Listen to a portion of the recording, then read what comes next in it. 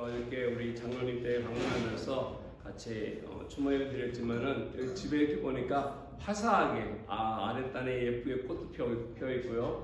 또 보사님이 예중기하면서 꽃도 이렇게 핀 거 보면서 봄이 오긴 왔었구나. 이 날씨가 추웠지만 여름도 지나고 봄도 왔었고 이제 가을이 또 오긴 오구나라는 생각이 들었습니다. 이 꽃을 보니까 계절이 이렇게 흘러가는 것은 분명한 것 같습니다. 어저께인지 우리 와이프한테 그랬어요. 여름이 오긴 왔었나 싶을 정도로 올 여름이 덥지가 않아가지고 며칠 바짝 더웠다가 지나지 않았습니까? 그래서 그런 얘기를 했는데 꽃을 보니까 때가 되면 피고 또 지고 하는 이런 모습을 보니까 참 아름답다는 생각이 듭니다. 이 꽃이라고 하는 거 예쁜 이유가 있지 않습니까? 그 꽃이 그냥 이렇게 모양만 또 색깔만 있어서 예쁜 것은 아닐 것입니다. 꽃을 좋아하고 꽃이 예쁘다고 하는 이유, 그리고 사람들이 꽃을 즐겨서 이렇게 구입하기도 하고 그것을 가지러 가는 이유가 있다면은 그것은 바로 그 꽃마다 가지고 있는 독특한 그들만이 갖고 있는 향기가 아닐까 생각됩니다. 모든 꽃들이 다 각자가 갖고 있는 향기가 있습니다. 아무리 아름답고 아무리 예쁜 모양이 있다 할지라도 그 꽃에 이와 같은 향기가 없다면 그 꽃은 별로 가치가 없을 것입니다. 예전에 솔로몬이 그런 지혜를 한번 보여주는 일화가 하나 있습니다. 물론 우리 성경에 나와 있지 않지만 그 외경에 보면은 그런 이야기가 있습니다. 스바의 한 왕비가 찾아와서 이런 질문을 했습니다. 두 송이의 장미꽃을 주면서 이 꽃을 만지지 아니하고 둘 중에 하나는 진짜고 하나는 가짜인데 이것을 맞춰보라는 것이었습니다. 그러자 솔로몬이 그 신하에게 명령하기를 왕궁의 창문을 열고 그리고 창가 쪽에다가 그 두 송이의 꽃을 갖다 두라라고 명했습니다. 그리고 얘기하기를 이제 둘 중에 하나 벌이 날아와서 앉는 것은 그것이 진짜일 것이고 벌이 앉지 않는 것은 가짜일 것이다라는 이야기를 했습니다. 왜 그렇겠습니까? 진짜는 향이 있기 때문에 벌이 온다는 것이 아니겠습니까? 그래서 향을 맡고 오는 이 진짜 꽃, 그래서 구별했다는 그런 이야기가 있습니다. 아무리 아름답게 보이고 찬란하게 보여도 향기가 없는 꽃, 언뜻 보기에는 예쁘다 하지만은 금방 그것은 가치가 없기 때문에 우리들에게 흥미가 없어집니다. 이와 같이 꽃의 생명이 이 향기에 있는 것처럼 우리들의 인생도 마찬가지가 아닐까 생각됩니다. 아무리 외모를 잘 꾸미고 화려하게 차려입어도 그 인생에서 그 삶 속에서 어떤 사람다운 진정한 그 삶 속에 향기가 풍겨나오지 않는다면 그 인생은 다른 사람들에게 또 많은 사람들에게 주변에게 선한 영향을 끼칠 수가 없을 것입니다. 외모는 조금 초라할지 몰라도 또 가진 것이 좀 부족할지 몰라도 그 삶 속에서 풍겨나오는 그 향기가 아름답다면 정말로 많은 사람들에게 감동을 안겨주고 그 사람은 선한 영향력을 주는 것일 것입니다. 아마 여러분들 기억하실 것입니다. 마더 테레사라고 하신 분 이미 소천하셨지만은 많은 분들이 그녀로부터 큰 감동을 받았고 그녀를 본받고 존경했던 사람들이 많습니다. 그녀는 인도의 캘커타라고 하는 빈민촌에서 진정으로 그녀의 한평생을 33년이라고 하는 긴 오랜 세월 동안에 정말로 많은 사람들을 섬겼던 그런 인생이었습니다. 탄자니아와 요르단에서 버려진 이 고아 아이들을 정말 다 데리고 와서 그 아이들을 케어하고 그들을 위해서 키우고 또 아픈 병자들을 다 돌보고 심지어 제가 알기로는 20개가 넘는 이상의 그 고아원들을 그 지역에다 세우기도 하고요. 한 4,700명이 넘는 그 누구도 다 가지 않고자 했던 이 나병 환자들을 그녀가 섬겼다고 이야기합니다. 1980년도에 이 유명한 노벨에서 노벨 수상자로 지명이 되어서 그녀에게 노벨상이 전달된다고 얘기했을 때 그녀가 이렇게 반응했다고 합니다. 아니 왜 그러한 상을 저에게 주려고 합니까? 노벨상이 수상자돼서 상을 전달하겠다고 얘기했더니 아니 왜 그러한 상을 저에게 주려고 합니까? 라고 하면서 예수님이 하신 것에 제가 비하면 저는 아무것도 한 것이 없습니다 라면서 왜 이와 같은 상을 나는 받을 자격이 없는 존재인데 이런 것을 나에게 주고자 합니까? 라고 했던 것이 첫 번째 반응이었다고 합니다. 그녀가 얼마나 겸손했는지 그리고 자신이 하고 있는 그 헌신하는 일에 얼마나 성실했는지를 잘 보여주는 모습이 아닌가 생각됩니다. 그런 말씀에 그런 삶에 많은 사람들이 감동을 받고 그녀의 삶의 그 아름다운 향기에 우리가 감동받는 게 아닐까 생각됩니다. 얼마나 많은 사람들이 이런 높은 상, 또 귀한 상을 받겠다고 서로 로비를 하고 받기 위해서 정치적으로 동원하는 이런 모습 있지 않습니까? 그럼에도 불구하고 충분히 상을 받을 수 있는 자격이 있음에도 불구하고 나는 그런 자격이 없다라고 겸손해하는 모습, 이게 바로 그리스도의 향기가 나는 이러한 삶의 모습이 아니었을까 생각됩니다. 우리들의 삶도 이와 같은 향기가 필요하다는 것이죠. 잘난 척하는 것 또는 거룩한 척하는 것, 나만 옳다고 거드름 피우는 이런 교만한 모습이 아니라 내 삶 속에 누군가 어디를 건드려도 탁 나오는 것이 그리스도의 향기가 나온다면, 어디 가든지 무엇을 하든지 우리들의 모든 것을 내려놓고 살아가면서 진정으로 하나님의 영광만을 드러내는 이러한 삶이 우리들의 삶의 목적이 되고 하나님만 기쁘게 하려고 하는 이런 삶의 모습이 우리에게 있다면 그의 인생은 많은 주변 사람들에게 감동도 주고 또 그 삶이 아름답게 이어져서 선한 영향력을 끼치는 인생이 될 것입니다. 저와 여러분들은 예수님을 구원자로 영접한 사람들입니다. 그래서 주님을 따르는 제자라고 하는 사람들 아니겠습니까? 예수 믿는 사람들입니다. 그래서 어떻게 보면 우리들의 삶 현장에서 이러한 삶의, 이러한 예수의 향기가 우리에게 풍겨야 한다는 것입니다. 어떻습니까? 여러분들에게 풍기고 있는 냄새는 악취입니까? 아니면은 향기입니까? 세상에 여러 가지 잘못된 것들을 다 온갖 누리고자 해서 다 가지고 있어서 세상과 더불어 별 다를 바 없는 그런 악취를, 썩는 냄새가 혹시 여러분들에게 있지는 않은지 오늘 한번 말씀을 드리면서 우리 함께 점검해보는 시간을 갖기 원합니다. 성경은 우리 모두가 예수부터의 아름다운 이 향기로운 삶을 나타내야 한다고 말씀해주고 있습니다. 예수님의 인격과 그분의 성품을 따라서 살아가는 우리들의 삶이 생활 가운데 비춰지고 보여질 때 그리스도의 향기가 드러난다는 것입니다. 그럴 때 하나님께서 영광을 받으시고 세상의 많은 사람들이 그 향기를 맡고 변화되고 그 향기에 따라서 그리스도 앞으로 나온다는 것입니다. 이런 의미에서 저와 여러분들이 크리스찬으로서 살아갈 때 많은 책임이 있다는 것입니다. 아름다운 향기를 품기면서 살아가야 할 때 우리에게 필요한 것이 무엇일지 오늘 본문을 통해서 함께 몇 가지 정리를 해보고자 합니다. 오늘 함께 읽으신 말씀을 보면은 세상 속에서 크리스찬이 드러내야 할, 나타내야 할 영향력에 대해서 사도 바울은 잘 말씀해주고 있다는 것입니다. 오늘 12절과 13절 말씀해 보시면 이 말씀을 기록할 당시에 사도 바울이 어떤 상황이 있었는지를 좀 이렇게 설명해주고 있습니다. 물론 지난주에 몇 주에 이어서 계속 말씀드리고 있지만은 제가 에베소에 있으면서 이 편지를 쓰고 있다는 사실을 잊지 말아야 할 것입니다. 그래서 에베소에서 디도에게 이 편지를 보냈을 때 그 눈물의 편지라고 하는 것, 이것을 딱 보내놓고 나서 어떤 일이 있었냐면 에베소 사람들 중에 반대하는 사람들이 에베소 시민들을 막 설득해가지고 폭동이 일어났다는 것이죠. 그래서 이 바울과 함께 있었던 사람들 향해서 그들이 그곳에 머물 수 없도록 그들을 내쫓았다는 것입니다.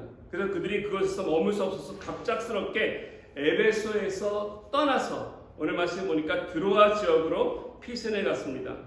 그러니까 에베소에 있다가 드로아로 가는 이 바울의 마음이 오늘 말씀을 보니까 편치 않았다라고 그는 밝히고 있습니다. 12절과 13절 기록에 보면 이렇게 나와있죠. 내가 그리스도의 복음을 위하여 드로아의 이름에 주 안에서 문이 내게 열렸을 때 내가 내 형제 디도를 만나지 못하므로 내 심령이 편하지 못하여 그들을 작별하고 마게도니아로 갔노라. 무엇이 바울로 하여금 드로아로 가게 했는데 마음을 편치 못하게 했는가? 생각해보니까 두 가지를 우리가 살펴볼 수 있을 것 같습니다. 하나는 뭐냐면 하나는 디도에게 고린도 교회와 있었던 그런 문제로 인해서 편지를 써 보내지 않았습니까? 편지를 써 보내놓고도 사실 바울도 마음에 걱정했던 것은 있습니다. 그 편지를 받은 고린도 성도들이 어떻게 반응할 것인가? 자기는 정말 진심을 다해서 눈물로 자기 상황을 잘 호소해서 보냈지만 그 편지를 받은 고린도 사람들이 오해하지 않을까? 그 편지를 잘 받아들일까? 아니면 오히려 그걸로 인해서 더 큰 어려운 문제들이 생겨서 관계가 어려워지지 않을까? 이러한 염려들이 그의 마음에 있지 않을까 하는 부담이 있었던 것이고요. 또 하나는 그 편지를 보낸 디도에게 혹 무슨 일이 생기지 않을까? 왜냐하면 본인이 가지 못하고 디도를 보내지 않았습니까? 디도가 그 편지를 가져왔는데 혹시 디도에게 어떤 좋지 않은 일이 생기지 않았을까 하는 이러한 걱정을 마치 아버지가 아들을 심부름 보내놓고 할 수 있는 이러한 모습이 그에게도 있었다는 것입니다. 어쨌든 간에 그의 마음을 지금 에베소에서 쫓겨나면서 들어가면서 마음이 편찮았던 것은 자기가 사랑하는 제자를 보내서 그 제자에 대한 걱정과 자기가 사랑하는 그 고린도 교회 사람들을 향한 그 마음의 걱정이 그의 마음을 편치 않겠다라는 것이 오늘 말씀 속에 있습니다. 그럼에도 불구하고요, 그의 마음은, 그의 상황은 지금 에베소에서 쫓겨나서 힘든 상황에서 쫓겨나서 어려움 겪고 있고 새로운 곳에 가고 있고 마음 편치 않음에도 불구하고 14절 보면 참 놀랐습니다. 14절에 보면 하나님께 감사한다라고 모든 것을 마무리하고 있다는 것입니다. 개인적 상황은 답답하고 어렵고 힘든 처지지만 오늘 보니까 복음을 생각하면 예수 그리스도를 전하는 일이 막히지 않았기 때문에 하나님께 감사드린다. 자기 일보다 하나님의 일을 통해서 먼저 그는 감사할 줄 아는 마음이 있음을 이야기하고 있습니다. 14절 보니까 이렇게 나오지 않습니까? 항상 우리를 그리스도 안에서 이기게 하시고 우리로 말미암아 각처에서 그리스도를 아는 냄새를 나타내시는 하나님께 감사노라. 아멘. 네. 1차적으로 승리를 주시는, 지금 승리가 어디 있습니까? 지금 쫓겨나고 있고 어려운 상황인데도 바울은 이 모든 과정 속에서 승리를 확신하고 있습니다. 그래서 승리를 주시는 하나님께 감사한다 얘기하고, 두 번째 그 승리의 내용인데 그것은 뭐냐면 각 처에서, 지금 그가 에베소에서 쫓겨나서 들어가러 가고 있음에도 불구하고 각 처에서 그리스도를 아는 냄새가 나타난다라고 하는 사실 때문에 감사한다. 어디 가든지 간에 예수 그리스도의 복음이 영향력을 끼치고 있고 그 복음을 통해서 변화가 일어나고 있음을 감사드리고 있다는 것입니다. 오늘 말씀 가만히 자세히 읽다 보면요, 그리스도의 냄새라는 단어가 아닙니다. 그리스도의 냄새가 아니라 그리스도를 아는 냄새라는 말씀입니다. 예수를 알게 하는 필요한 냄새라는 것이죠. 즉 여기 보니까 다른 말로 하면 이거는 복음의 냄새라고 할 수 있어요. 예수님의 냄새가 아니라 예수 그리스도를 알게 하는, 예수 그리스도를 필요로 해서 나타나는 냄새, 이것을 얘기합니다. 바울이 감사드릴 수 있는 포인트가 여기 있습니다. 자기 자신은 지금 상황을 봤을 때 전혀 감사할 그런 여건이 아닙니다. 자기 처지가 답답하고 어렵고 불편하고 힘든 처짐에도 불구하고 지금 복음이 이제 에베소에서 드로아 지역으로 갈 때 문이 열렸다라고 얘기합니다. 확장되어지고 마게도냐 곳곳에 복음이 전해지고 있다는 것을 들었을 때 크리스찬이 가는 곳곳마다 복음의 냄새가 퍼지고 있다는 것에 대해서 사도 바울이 감사하고 있다는 것이죠. 저는 여기서 우리 모두가 이 세상 살아가면서 붙잡아야 할 소중한 자세가 있다는 것입니다. 내가 원했던 것이 이루어진 거 물론 얼마나 감사하겠습니까? 내가 바랬던 거 함께 기도하면서 그것이 이루어졌다면 감사드릴 것이죠. 나에게 만족할 만한 일들이 벌어질 때도 감사하는 건 당연합니다. 그러나 내 상황이 지금 어려울지라도 좀 불편할지라도 나와 상관없이 하나님의 복음이, 하나님의 나라가, 하나님의 영광이 세계 곳곳에서 여러 지역에서 펼쳐지면서 영향력을 끼치는 것을 생각하고 그 일을 바라볼 때 감사한다라는 것입니다. 이게 바로 성숙한 그리스도인의 모습입니다. 이게 바로 하나님 앞에 사명자의 바른 자세라는 것이 아닐까 생각이 듭니다. 솔직히 말씀드려서 오늘 세상 속에서 들리는 소식들 보면 기쁠 거 하나 없습니다. 자연재해로 일어나는 소식들 안타깝고요, 마음 아픈 일들이고요, 한탄스러운 일이 많이 많습니다. 정치적인 상황이나 사회적으로나 정말 우리를 기쁘게 할 일 하나도 없다는 것이죠. 걱정과 근심만이 많은 이런 답답한 일들만이 우리에게 들려오는 소식이고, 우리 또한 그런 현실에서 살아가는 것을 부인할 수 없다는 것입니다. 그럼에도 불구하고 저와 여러분들이 예수를 따르기 때문에, 예수를 믿는 크리스찬이기 때문에 다른 사람들이 가지지 못하는 이런 기쁨, 다른 사람들은 알지 못하는 감사함을 우리 안에 존재하는 복음의 향기가 세상의 곳곳에 펼쳐진다는 사실을 우리가 듣는다면 우리는 기뻐하고 감사할 수 있다는 것입니다. 아멘. 이게 바로 예수 믿는 사람들이 다르다는 것입니다. 예수 믿는 사람들은 어려움을 겪고 있지만 그들 마음속도 힘들고 어렵지만은 불편하지만 그들에게 뭔가 다른 것이 있다. 뭔가 우리가 알지 못하는 신비로운 능력이 있어서 저 사람 들고 울고 힘들어야 되는데 미소를 짓고 감사하고 소망이 있다는 것을 보여줘야 한다는 것입니다. 이게 바로 아름다운 그리스도의 향기가 우리 삶 속에서 일어나서 건강한 변화들을 불러일으키는 것입니다. 그래서 15절 말씀에 보면은 이렇게 말씀하지 않습니까? 우리는 얘기합니다. 우리는 구원받은 자들에게나 망하는 자들에게나 하나님 앞에서 그리스도의 향기다. 이 세상의 모든 사람들 앞에서 믿는 사람이 되건 믿지 않는 사람이 되건 저와 여러분들은 뭔가를 풍기고 있는, 뭔가 냄새를 풍기고 있는 그런 사람들이라는 것입니다. 흔히 많은 사람들은 이런 얘기를 할 때가 있습니다. 뭐 나만 하나님 앞에 잘 믿고 살아가면 되지, 나만 예수 잘 믿으면 되지, 나 예배 잘 드리고 있어, 뭐 교회 꼭 안 나가도 나 떳떳하게 하고 있어, 다른 사람을 의식할 필요가 있나라고 하는 이런 이야기하는 사람들이 있습니다. 근데 오늘 말씀 보면은 그럴 수 없다는 것입니다. 예수 믿는 사람이라면 혼자서 살아갈 수 없다는 것을 얘기하고 있습니다. 저와 여러분들은 어디 가나 앉으나 일어서나 우리들은 반드시 흔적을 남기게 되어 있다는 것입니다. 어디를 가든지 간에 우리는 냄새가 난다는 것입니다. 아멘. 내가 지금 살고 있는 현장 속에서 풍겨나는 이런 냄새가 반드시 있다는 사실을 우리는 잊지 말아야 할 것입니다. 그 냄새가 아름다울 때 우리 하나님께서는 영광을 받으시고 선한 영향력을 끼치게 된다는 사실입니다.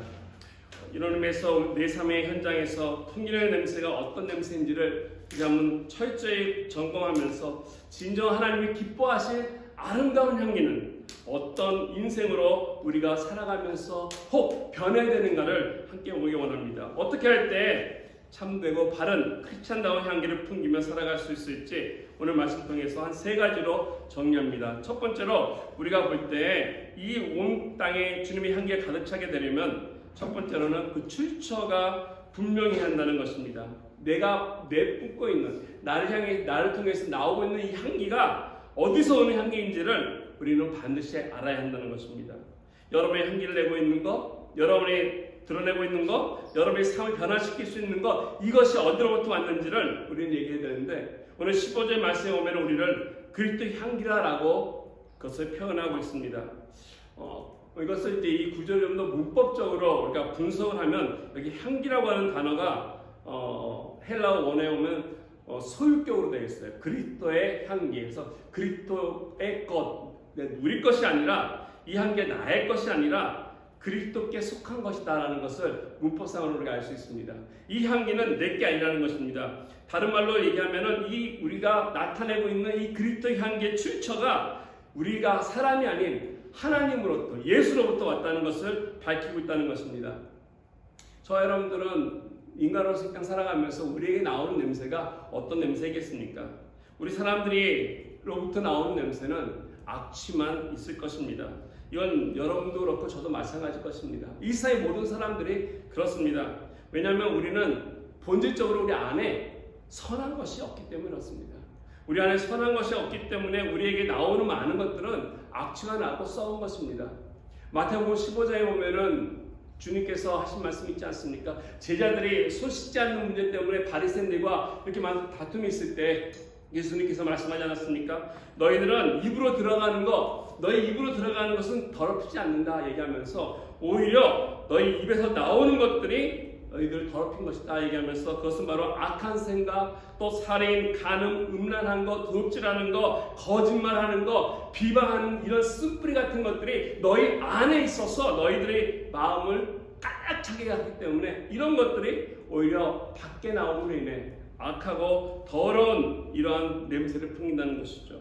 아무리 아름다운 옷을 걸치고 있어서 아무리 도덕적으로 또 윤리적으로 바르게 행동한다 하더라도 체면을 지킨다 할지라도 이러한 장식들이, 이러한 행동들이 우리 안에서 나오는 악취들을 막을 수 없다는 것입니다.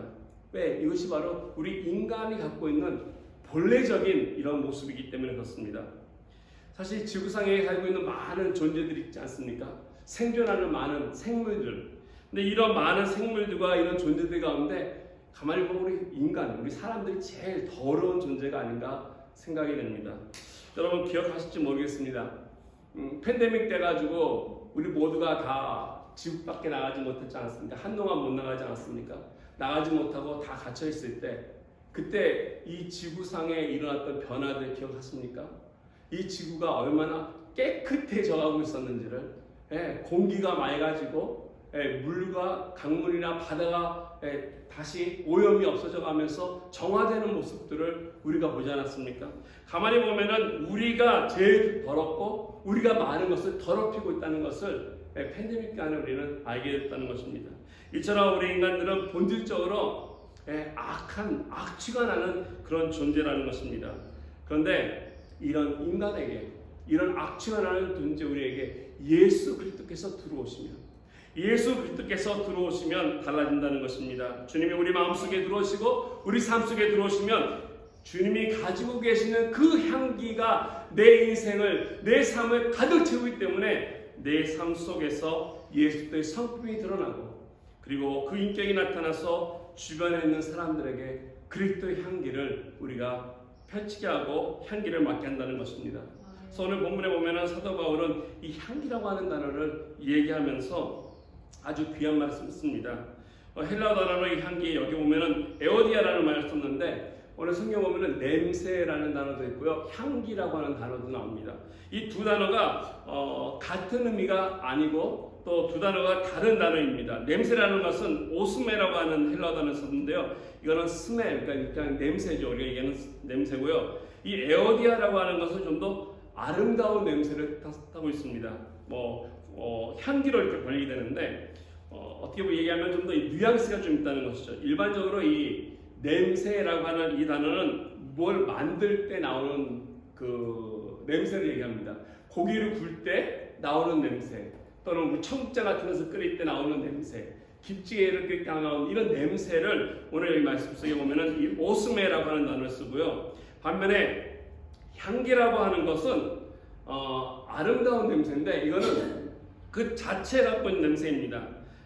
이거는 꽃에서 나오는 향기 같은 거, 그 본질 자체에서 나오는 이런 것을 오늘 이 다른 말로 향기라는 말로 쓰고 있습니다. 그래서 과일에서 나오는 향기나 이런 것들을 만들어서 인위적으로 나오는 향기가 아닌, 즉 자체 안에서 본질적인 냄새, 이 냄새가 바로 예수님께서 가지고 계신 이와 같은 향기라는 것입니다.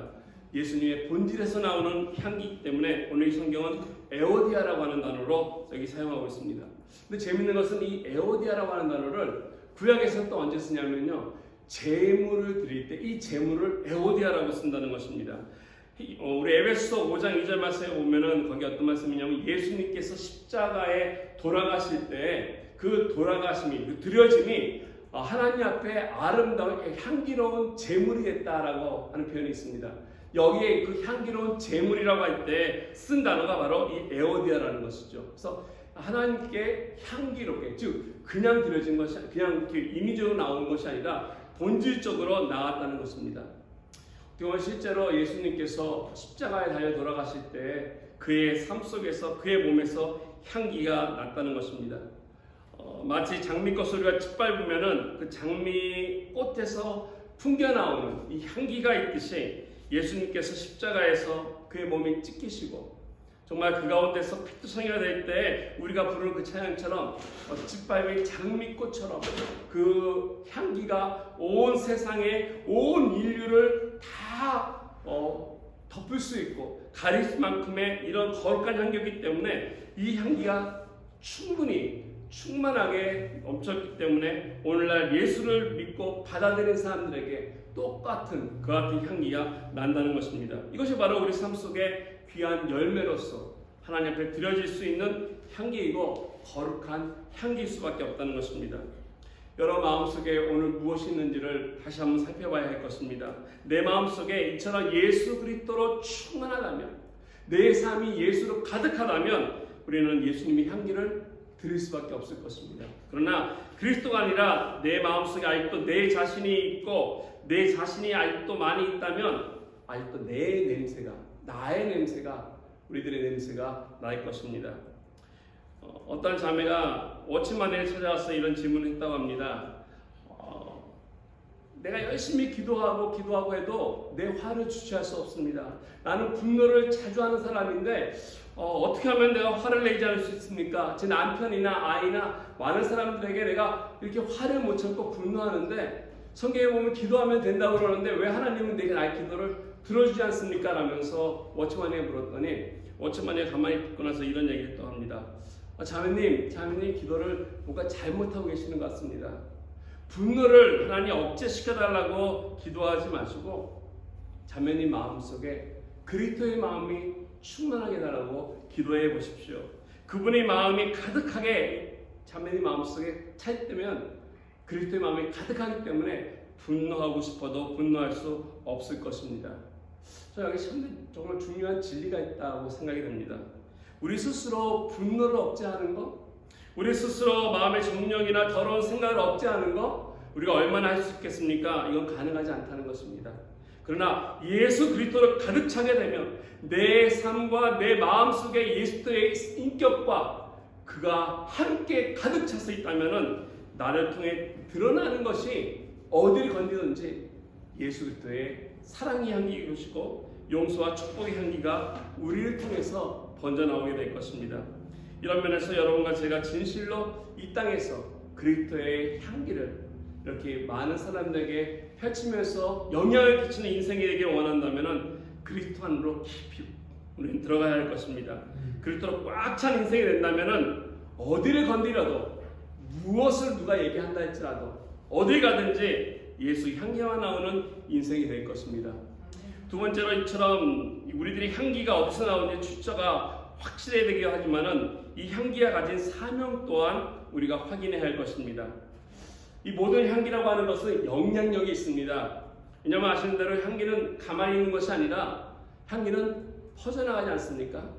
쭉 퍼져나가지 않습니까? 여기서 시작해가지고 쭉 가기 때문에 많은 사람들에게 다가갈 수 있는 속성을 가지고 있습니다. 언제나 이것이 많은 사람의 영향력을 끼칠 수 있는 이런 것인데 어떤 향기는 오늘 말씀 보니까 생명의 영향력이 있고요. 어떤 향기는 죽음의 영향력을 끼치기도 한다라고 오늘 본문은 말씀해주고 있습니다. 오늘 16절 말씀에 우리에게 소개하고 있습니다. 이 사람에게는 사망으로부터 사망에 이르는 냄새요 저 사람에게는 생명으로부터 생명에 이르는 냄새라 누가 이 일을 감당하리요 라고 했는데 여기서 말하는 이 사람이라고 하는 것은 15절에서 언급한 이 망하는 자들입니다. 망하는 자들을 얘기하고 있고요. 그리고 저 사람이라고 하는 것은 구원받은 사람들을 이야기하고 있습니다. 그래서 어떤 사람에게는 생명에서 생명에 이르게 하고 어떤 사람에게는 그 향기가 사망에서 사망에 이르게 한다라고 얘기하고 있습니다. 이 말씀을 좀 더 정확하게 이해를 하려면은 그 사도 바울이 이 설명을 하면서 썼던 배경을 이해하면 될 것 같습니다. 그 당시 로마 군인들이 전쟁터에 나가서 장군이 전쟁을 치고 돌아오면은 이 개선 장군이 돼가지고 행렬하지 않습니까? 로마에 들어올 때 그 안에 행렬이 있습니다. 그래서 전쟁을 승리하고 들어와서 그 행렬을 할 때 그들이 출발하는 곳이 있습니다. 출발하는 곳이 있는데 그곳이 캠퍼스 마티스라고 하는 곳이 있는데 이 캠퍼스 마티스라고 하는 이 광장이 그 광장서부터 그들이 섬기는 주피터 신전까지 그 행렬이 쭉 갑니다. 그래서 이 신전에 가서 이제 승리에 대한 것은 이제 제물을 바쳐가는데 이 행렬할 때 제일 앞에 가는 존재가 있습니다. 제일 앞줄에 누가 가냐면은 그 로마의 상원들 또 관료들 이 사람들이 제일 앞줄에서 그 행렬 개선 장군의 행렬 앞에 맨 처음에 그들이 갑니다. 그들 뒤에 따르는 사람들이 누구냐면은 그 전쟁터에서 포로돼서 잡혀온 사람들. 그래서 이 포로돼서 잡혀온 사람들 가운데는 뭐 적장도 있을 것이고 귀족도 있을 것이고 또 그 적의 왕국도 있을 것입니다. 이 사람들이 다 이런 쇠고랑을 차고서 그 전리품들과 함께 이 그들 다음 순서로 따라갑니다. 표정이 그리 밝지 않겠죠. 그리고 그 뒤로 누가 따라가냐면 군악대가 나팔을 불면서 깃발을 들고 힘차게 따라갑니다. 그리고 군악대 뒤에 사제들이 이제 향을 피우면서 가고 그 사제 뒤에 4마리가 이끄는 전차에 그 전쟁터에 승리를 이끌었던 장군이 그 전차를 타고 따라가고 그 군대가 뒤에 따라가면서 빅토리 승리를 외치면서 쭉 그 이제 행렬이 진행되는 것이죠. 이와 같은 행렬을 생각하면은 오늘 이 말씀을 좀 더 이해할 수 있을 것입니다. 예수님의 승리의 어떤 대선 행진을 생각한다는 것이죠. 우리가 모두 아는 것처럼 예수님은 승리의 대장이십니다. 그는 모든 전쟁의 승리이고 모든 전투에서 우리의 승리를 가져왔습니다. 그래서 오늘 14절에도 그렇게 말씀하고 있지 않습니까? 항상 우리를 이기게 하시는 그리스도 안에서 라고 하면서 감사드렸습니다. 그래서 이긴다라고 하는 것은 복음을 가지고서 승리한다는 것을 의미하죠. 그래서 여기에 이 행렬에 보면은 아까 말씀드린 것처럼 이렇게 대비되는 것이 있어요. 극적으로. 한쪽에서는 포로로 이끌어온 사람들의 표정이 있고요. 이 사람들은 절대 즐겁지 않습니다. 왜냐하면 그 행렬이 끝나서 주피터 신전에 가면은 그들은 다 처형을 당하기 때문에. 그래서 그들은 그곳에 가면 죽음이 이르기 때문에 그들은 결코 표정이 밝을 수가 없습니다. 그러나 같은 행렬임에도 불구하고 그 행렬 가운데 기쁨으로 들뜨는 사람들이 있죠. 이 군인들이죠. 왜냐하면 그들에게는 이 주피터 신전까지 가면은 그들에게는 보상이 주어지고 영광이 주어지고 이들에게는 생명의 냄새가 나는 것입니다. 이와 같은 것이 바로 복음의 영향력이라고 말씀드릴 수 있습니다. 예수 그리스도의 복음을 받은 자, 복음을 믿는 자 그 자체가 그에게 소유된 사람들에게는 생명에 이르는 냄새가 나는 것입니다. 기쁨의 냄새가 나는 것입니다. 근데 복음을 거절하고 마귀나 사탄에게 이끌려가는 사람들, 그 사람들에게 결과적으로 사망과 심판의 냄새가 난다는 것입니다. 이런 측면에서 저와 여러분들은 오늘 이 세상에 던져진 복음의 영향력에 대해서 우리는 책임 있는 사람들입니다. 많은 사람들이 나름대로 열심히 살고 있지만 이 많은 대다수의 사람들은 사실을 모르고 살아가고 있어요. 그들이 심판 앞에 놓였다는 걸 모르고 있다는 것입니다. 그들이 그 행렬 가운데 곧 그들이 끝에 가면은 그들은 처형당하고 심판당하고 죽을 거라는 것을 모르고 있다는 것입니다. 그 행렬이 끝나면 그들에게 다가올 그런 불행을 알지 못하고 살아가고 있습니다. 이런 수많은 사람들에게 저와 여러분들은 오늘 복음의 향기를 증거해서 그들로 하여금 생명의 행렬로 들어오게 하는 것, 이것이 바로 우리들의 사명이라는 것입니다. 이게 바로 저와 여러분들의 사명이고 오늘 우리 교회의 사명이 여기 있습니다. 복음의 향기를 전파하고 이 전파에서 승리를 얻어서 기쁨 가운데 생명을 전하는 것, 이게 바로 우리 갖고 있는 향기의 사명이라는 것입니다. 전 세계를 향해서, 온 세계를 향해서 이 복음의 향기를 전하고 있는 것, 이 헌신하며 나아가는 것, 이것이 오늘 저와 여러분들이 주어진 많은 크리스찬들에게 갖고 있는 중요한 과제입니다. 우리 교회 수가 적지만 우리는 이 사명을 다해서 최선을 다해서 전도하며 선교에 힘쓰면서 열심을 가지고 우리는 예수의 향기를 나타내야 할 것입니다. 이처럼 첫 번째는 우리 향기가 나의 것이 아니라, 나로부터가 아니라 그리스도부터 왔다는 것을 알고, 두 번째는 이 향기 영향력이 멀리 가면 멀리 갈수록, 그리고 이처럼 예수를 알지 못하는 사람들에게 생명을 줄 수 있는 영향력이 되어서 하나님 나라가 확장되게 할 수 있다는 사명을 우리가 깨닫고 우리는 나가야 할 것입니다. 이처럼 향기가 소중하고 아름다운 것이지만, 근데 이 향기가 잠깐 났다가 사라진다면은 무슨 큰 의미가 있겠습니까? 좋은 열매가 있을 수 없을 것입니다. 그래서 세 번째로 필요한 것이 있는데, 그것은 바로 이 향기의 지속성이 필요한 것입니다. 예수 안에서 이 예수의 향기가 내 인생에 잠깐 왔다가 살아가는 것이 아니라, 이것이 계속 한번 왔으면 꾸준히 이 향기를 드러낼 수 있는 인생이 되어야 한다는 것입니다. 그러기 위해서 무엇이 필요한 것인가? 우리는 주님께 질문하면서 나아가야 할 것입니다. 결론부터 말씀드리면은 이 지속성이 필요하기 위해서는 우리들의 영성의 기초가 바로 되어야 할 것입니다. 이 영성의 기초가 바로 되는 것은 다른 것이 아니라 말씀입니다. 하나님의 말씀, 순전한 믿음을 가져야지만이 이 향기를 잃어버리지 않고 지속적으로 우리 주변 속에서 우리 인생을 다해서 우리는 이 향기를 퍼뜨릴 수 있을 것입니다. 오늘 17절 말씀 보시면 우리 사물이 이끄는 하나님 말씀에 대해서 소개를 하고 있는데요. 사도 바울은 어떤 사람에게는 이 말씀이 혼잡하게 되는 말씀이 된다 얘기하고요, 어떤 사람에게는 순전한 말씀이 된다라고 표현하고 있습니다. 10절 말씀 보니까 우리는 수많은 사람들처럼 하나님의 말씀을 혼잡하게 하지 아니하고 곧 순전함으로 하나님께 받은 것 같이 하나님 앞에서와 그리스도 안에서 말한다라고 사도 바울은 이야기하고 있습니다. 아마 사도 바울이 사역하던 그 당시에도 많은 이단들도 있었고요, 거짓된 사람들이 있었던 것 같습니다. 많은 사람들이 하나님 말씀을 가지고서 혼란스럽게 했던 것 같습니다. 즉 혼잡하겠다라는 거 하는 표현을 쓰고 있습니다.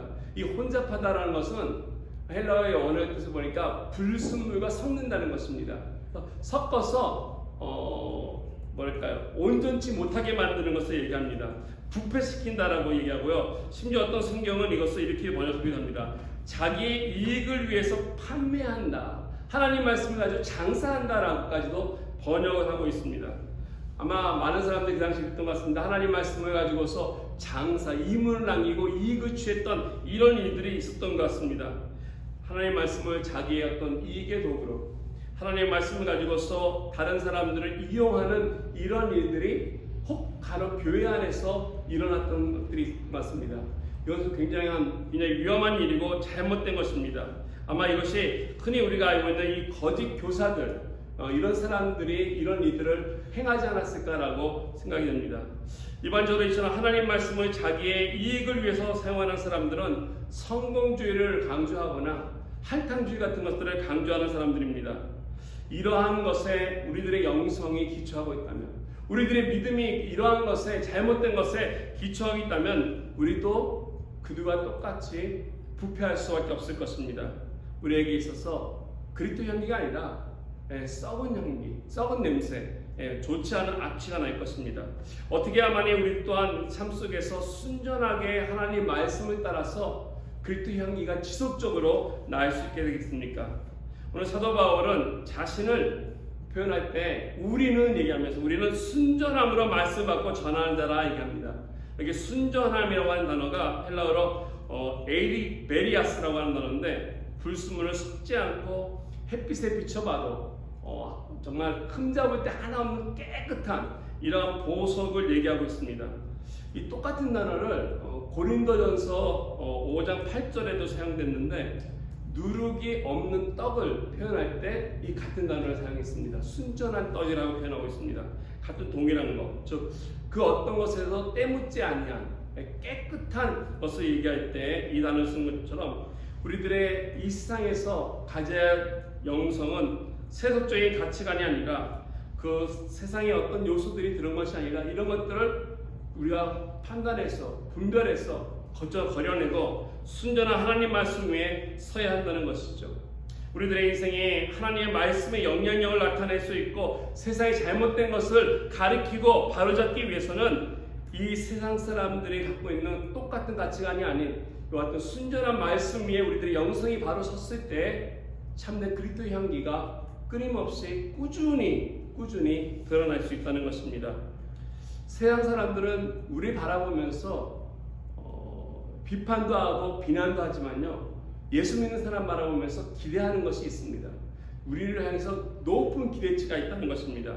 우리에게 예수 믿는 사람들이 어떠한 화려한 성공을 하는 것을 그들은 기대하고 있지 않습니다. 어떤 많은 권세나 권위를 갖고 있는 것을 기대하지 않습니다. 그것이 아니라 저 사람이 말하는 것처럼 얼마나 그들의 말씀 안에 순수하게 살아가는가를 그들은 지켜본다는 것입니다. 말씀을 공부해도 순전한 말씀, 내 삶 속에 어떤 가식이 없이 하나님 앞에 순전하게 살아가고 있는 그 말씀을 따라서 살아가는 삶을 보여줄 때 그 삶이 그들에게 감동이 되는 것이고, 그러한 크리스찬 삶이 그들에게 존경의 대상이 되는 것이고 영향력을 끼치게 되는 것입니다. 이 세상 사람들이 갈망하는 것이 있다면 바로 예수 그리스도께서 십자가상에서 보여줬던, 주님이 보였던 그와 같은 사랑의 향기가 아니겠습니까? 이 향기가 진정으로 사람들에게 감동을 주고 변화를 일으키게 하는 것입니다. 아멘. 오늘 많은 사람들이 힘들어하고 아파합니다.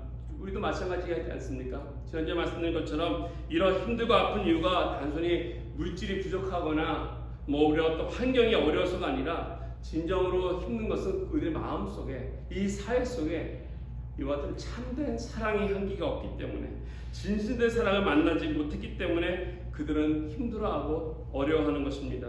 그러므로 이 시대가 참으로 필요한 사람들은 이 세상적인 어떤 가치가 아니라 십자가에 담겨져 있는 이런 순전한 하나님의 향기, 이런 복음의 향기가 그들에게 심겨주게 되고 이 향기가 그들에게 닿아간다면 그들에게 변화가 일어날 것이고 그들에게 새로운 삶이 열릴 것입니다. 저 여러분들이 이와 같은 사명을 우리가 갖고 세상을 향해서 크리스찬으로서 헌신하며 나아가겠다고 하는 결단들, 결심들이 오늘 저와 여러분들에게 있어야 할 것입니다.